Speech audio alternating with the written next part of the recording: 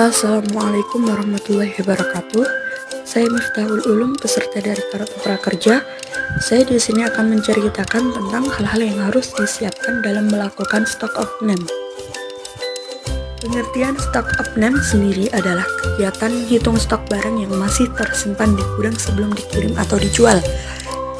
Kegiatan ini dilakukan rutin untuk mengecek apakah ada barang yang terlewat. Selain itu, juga untuk mencocokkan apakah jumlah dan jenis barang yang dipesan atau disimpan di gudang sesuai dengan yang di catatan persediaan barang.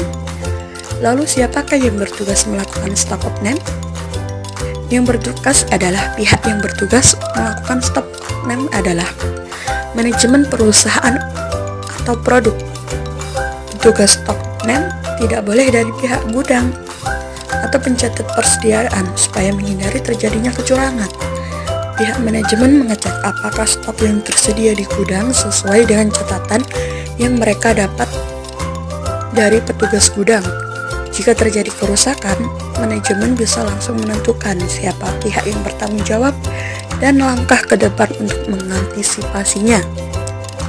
Lalu tujuan stock of name adalah menghindari penyimpangan pada stok barang di gudang, seperti pencurian, penggelapan, dan lainnya.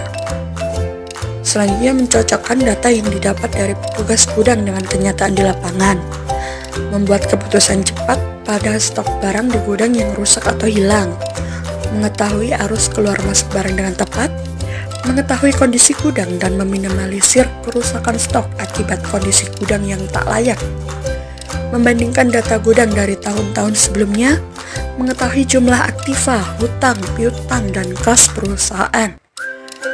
Terakhir, membantu manajemen membuat keputusan pada stok barang yang lama tidak terjual atau dikirim. Lalu langkah-langkah saat melakukan stock of name adalah 1. Tahap persiapan. Langkah pertama saat melakukan stock of name adalah memberi pengarahan ke karyawan supaya bisa melakukan tugasnya masing-masing dengan benar.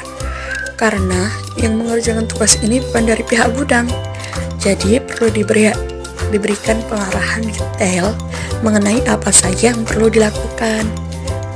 Karyawan juga perlu diajari cara input stok barang dan mencocokkan spesifikasinya dengan yang ada di catatan manajemen. Yang kedua, tahap awal. Beberapa langkah awal yang perlu dilakukan saat melakukan stock of name adalah 1. Memberikan label atau tanda pada barang yang sudah dihitung. Kedua, memastikan semua barang gudang sudah dilengkapi kode atau label. Yang ketiga, tim gudang menata stok barang yang sudah dihitung sesuai kode atau label. Yang keempat, memberi tanda pasa barang yang tidak perlu dihitung, diretur, atau dimusnahkan. Yang ketiga, tahap pelaksanaan stock of name. Yang pertama, memastikan semua barang yang dicek dan dihitung sudah diinput dalam sistem. Yang kedua, membuat hasil input untuk diberikan ke pihak audit sebagai acuan rekam stok.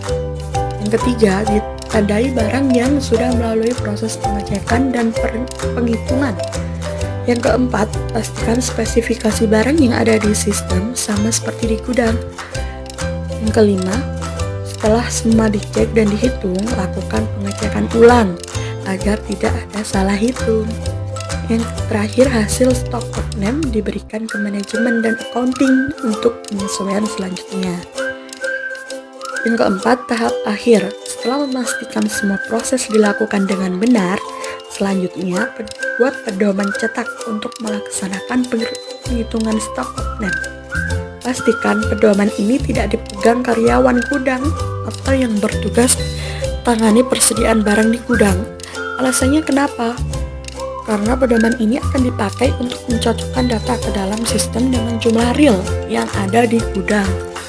Hasil pencatatan stock of name kemudian diberikan ke bagian keuangan untuk melakukan penyesuaian jika terjadi selisih.